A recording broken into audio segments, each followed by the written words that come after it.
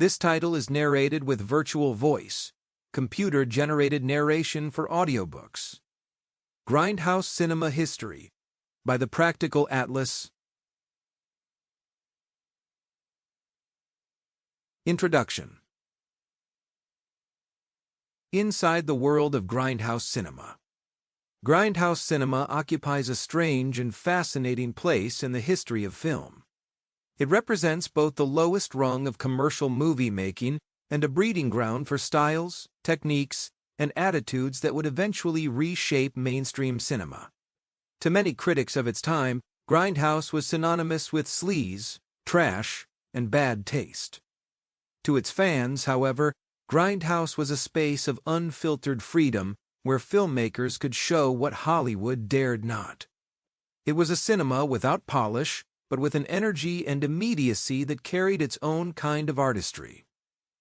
The term grindhouse itself originally described theaters rather than films. In the middle of the 20th century, cities like New York, Chicago, and Los Angeles had rows of small theaters that operated almost non-stop, grinding through film after film, often with double or triple features. These theaters did not specialize in prestige pictures. Instead, they catered to working-class audiences who wanted maximum entertainment value for their dollar. The grindhouse became associated with exploitation films because those were the kinds of films available cheaply and in abundance. Exploitation cinema was never about subtlety. It existed to exploit sensational topics: sex, drugs, violence, delinquency, or whatever else could be sold on a poster with lurid taglines. Often the films promised more than they delivered, but that did not matter. Audiences went in search of the thrill of the forbidden. Posters screamed words like shocking, banned, and uncensored, daring moviegoers to test their courage and curiosity. The experience was as much about the marketing and the theater environment as about the movies themselves. By the 1960s and 1970s, grindhouse theaters had become synonymous with Times Square in New York City. The neon glow of 42nd Street lit up marquees advertising kung fu imports, biker epics, and gore-soaked horror movies. Patrons wandered between theaters, catching double features at one house before moving down the block for a triple bill of sexploitation or blaxploitation. The atmosphere was seedy, even dangerous. Theaters were notorious for drugs, prostitution, and petty crime. Yet, for film lovers who craved experiences outside the sanitized mainstream, these theaters offered something unique. Grindhouse cinema cannot be reduced to one genre.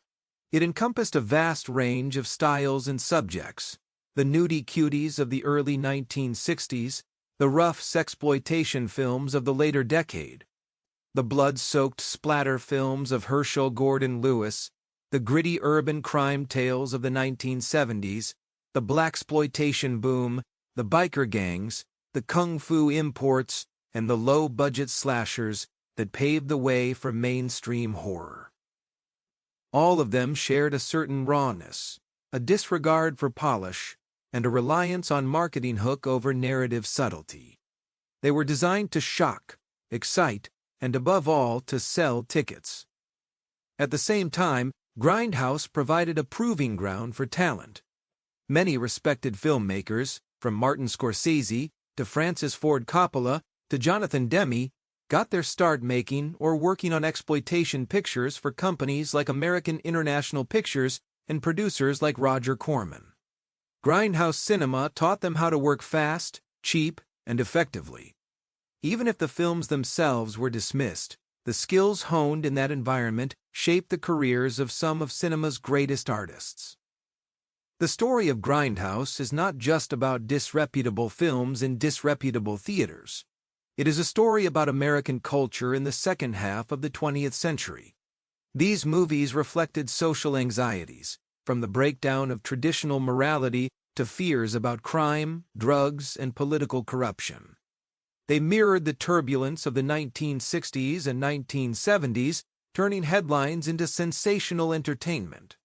They also challenged censorship, forcing American... To keep listening to this audiobook for free, click the link in the description. It will take you to a free Audible trial where you can listen to this and many other books for free for 30 days.